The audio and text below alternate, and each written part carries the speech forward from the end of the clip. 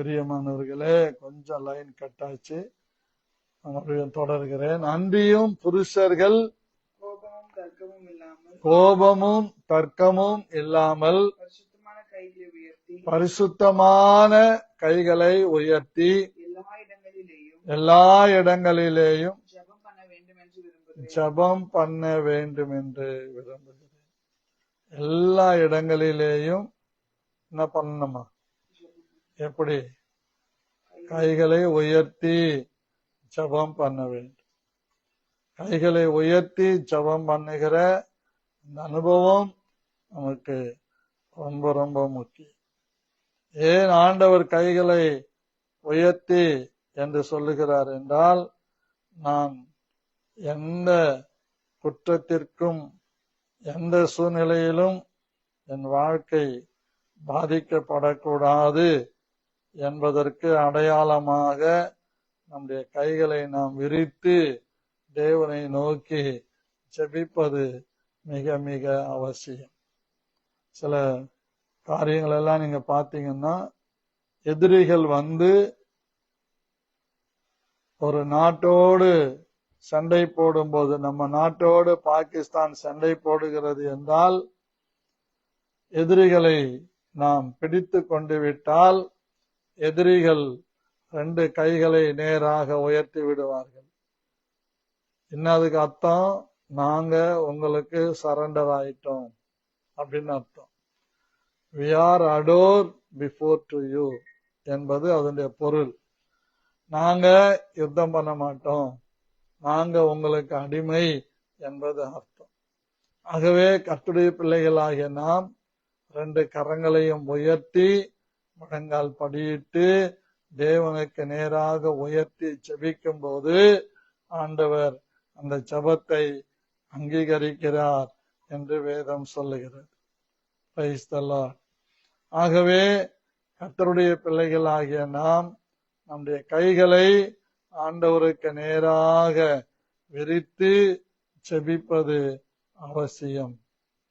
இந்த ஜெபங்கள் எல்லாம் நாம் செய்யாதனாலதான் நம்முடைய வாழ்க்கையில நிறைய காரியங்கள்ல நாம் தவறு செய்கிறோம்.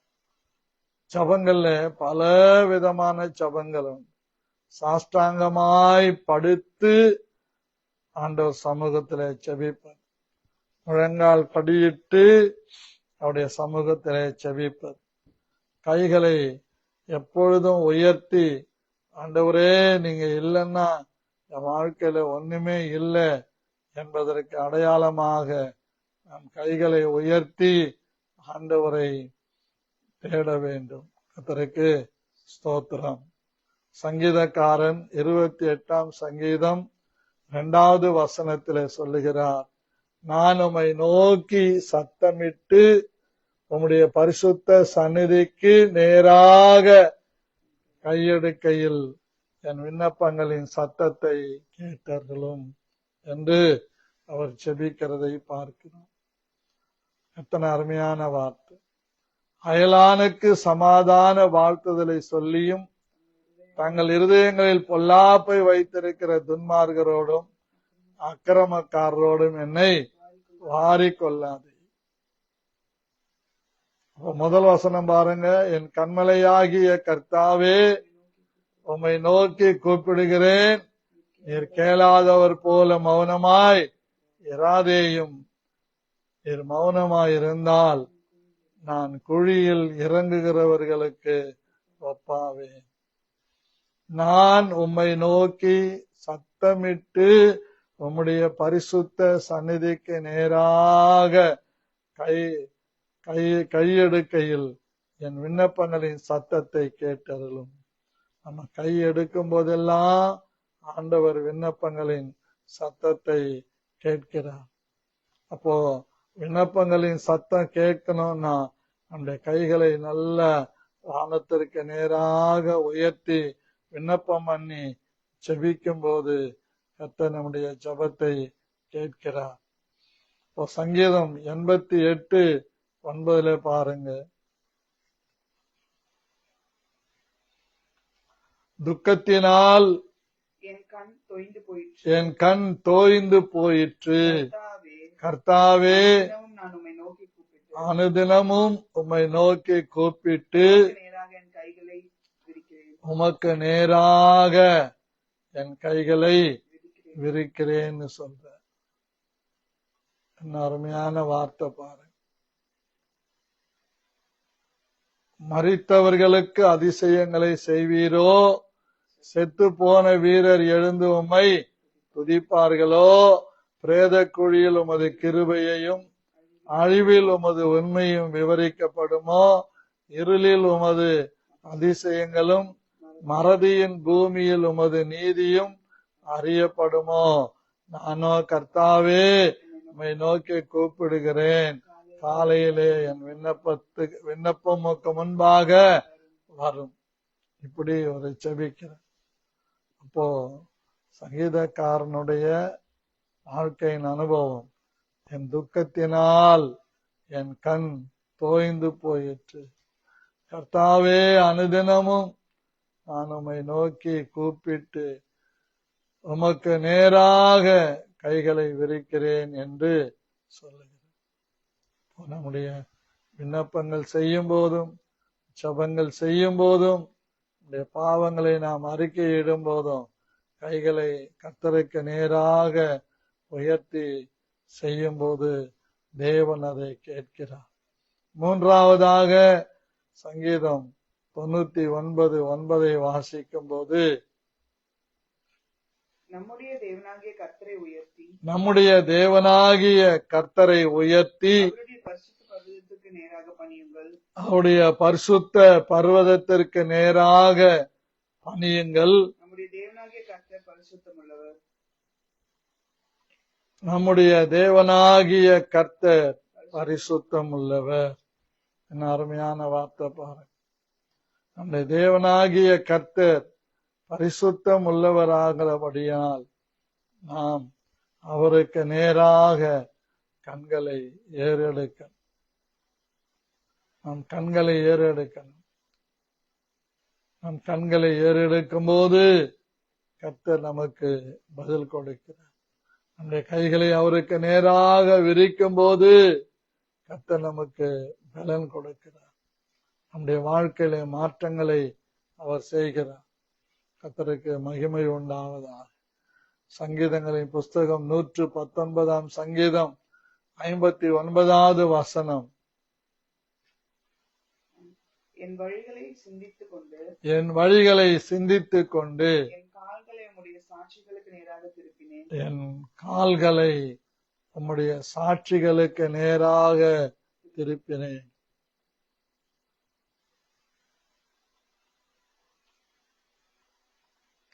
கமாண்டர் போர் வீரர்களுக்கு பயிற்சி அளிக்கும் போது அல்லது எக்ஸசைஸ் பண்ணும்போது அட்டென்ஷன் அப்படின்னு சொல்லுவார். 2 கால்களையும் நேரா வச்சுக்கணும், 2 கைகளையும் முடக்கி கொண்டு நேரா ஸ்ட்ரைட்டா நிக்கணும். அப்போ ஸ்ட்ரைட்டா நிக்கிறதுக்கு முடியல அப்படின்னா அவனுடைய தொப்பை தடுக்குதுன்னு அர்த்தம். ஆகவே தொப்பை போன்ற அநேக காரியங்களை நாம் வைத்துக் கொண்டிருக்கிறோம். அதனாலே நாம் நேராக கைகளை விரிக்க முடியாது. அவைகள் எல்லாம் நம்மை விட்டு அகற்றி போட்டு நம்முடைய சமூகத்தில் சாட்சிகளுக்கு நேராக நாம் திரும்பி மனம் திரும்பி வாழ்வதை தேவன் விரும்புகிறார். அட்டென்ஷன் சொல்லுவாங்க, அடுத்து ஸ்டாண்டர்டீஸ் அப்படின்னு சொல்லுவாங்க. இப்போ கால்களை விரிக்கணும், பின்னால கைகளை கட்டணும். இது ஸ்டாண்டர்டீஸ்.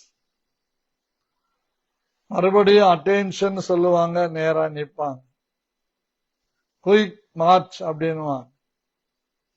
அப்போ வலது கால் முன்னாடி போகும், இடது கால் பின்னாடி நிற்கும்.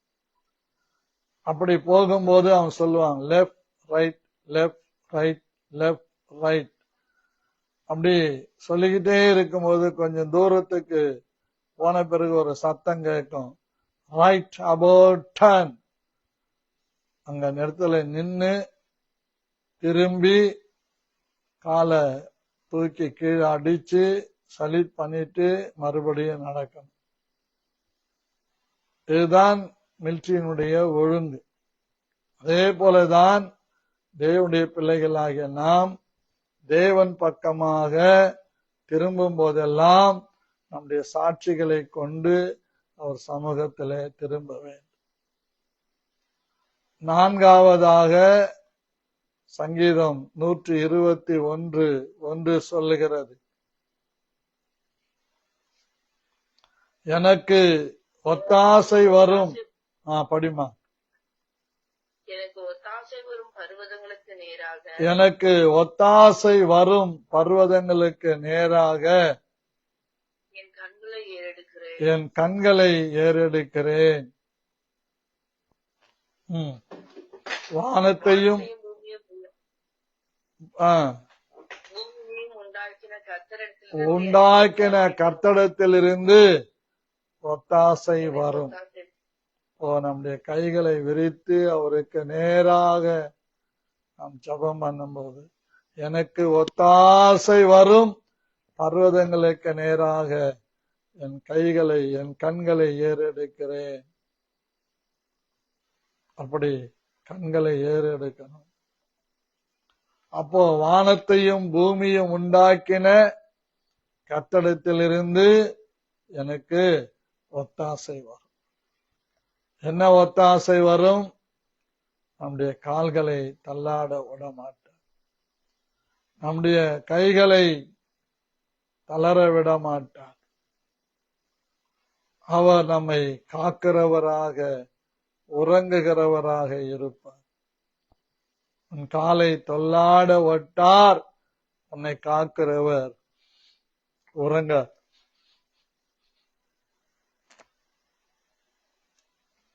அன்பானவர்களே, அது மாத்திரமல்ல, இதோ இஸ்ரவேலை காக்கிறவர் உறங்குவதும் இல்லை தூங்குவதும் இல்லை. கர்த்தர் என்னை காக்கிறவர் என் வலது பக்கத்திலே எனக்கு நேலாய் இருக்கிறார். பகலிலே வெயிலாகிலும் இரவிலே நிலாவாகிலும் உன்னை சேதப்படுத்துவதில்லை. கர்த்தர் உன்னை எல்லா தீங்குக்கும் விலக்கி காப்பார். அவர் உன் ஆத்துமாவை காப்பார். கர்த்தர் உன் போக்கையும் உன் வரத்தையும் இது முதற்கொண்டு என்றைக்கும் காப்பார். ஆகவே தேவனுக்கு நேராக நம் கண்களை கைகளை ஏறெடுக்கும் போது இப்படிப்பட்ட ஆசீர்வாதங்கள் நம்மை தேடி வரக்கூடியதாய் இருக்கிறது. ஐந்தாவதாக சங்கீதம் 134:2 சொல்லுகிறது, உங்கள் கைகளை பரிசுத்த ஸ்தலத்திற்கு நேராக எடுத்து கர்த்தரை ஸ்தோத்திரியுங்கள். இதெல்லாம் தான் காரணமா வச்சுதான் நாங்க சபையில சொல்லுவோம், கைகளை உயர்த்தி பாடுங்க, கைகளை உயர்த்தி சொல்லுங்க, வலது கரத்தை உயர்த்தி சொல்லுங்க, இடது கரத்தை உயர்த்தி ஆமேன் சொல்லுங்க அப்படின்னு சொல்றது எதுக்குன்னா, இதுதான் உங்கள் கைகளை பரிசுத்த ஸ்தலத்திற்கு நேராக எடுத்து கர்த்தரை ஸ்தோத்திரியுங்கள். கர்த்தரை நாம் ஸ்தோத்திரிக்க வேண்டும். அவர் செய்த எல்லா உபகாரங்களுக்காக ரட்சிப்பின் பாத்திரத்தை கையில் ஏந்தி கொண்டு இரட்சகரின் நாமத்தை தொழுது கொள்ளுவது அவசியமாயிருக்கிறது. ஆகவே பிரியமானவர்களே, நாம் இப்படிப்பட்ட ஆராதனைகளை செய்யும் போது கர்த்தர் நமக்கு பெரிய காரியங்களை செய்கிறார். Praise the Lord.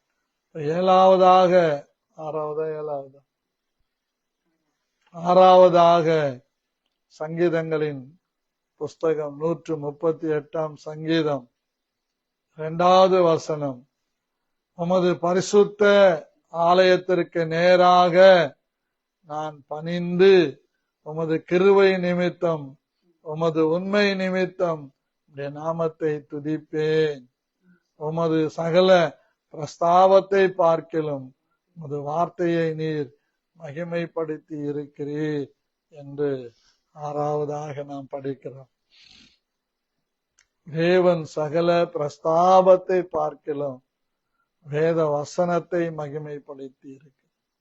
இந்த வேத வசனத்தை தந்த தேவனுக்கு முன்பாக அவருடைய ஆலயத்திற்கு நேராக நாம் பணிந்து குனிந்து முழங்கால் படியிட்டு அவரை தொழுது கொள்ள தேவன் நம்மை அழைத்திருக்கிறார். சகல பிரஸ்தாபத்தை பார்க்கிலும் அவருடைய நாமம் அவருடைய வசனத்தை மகிமைப்படுத்தி இருக்கிறார். 7வதாக நான் சொல்லி முடிக்கிறேன்.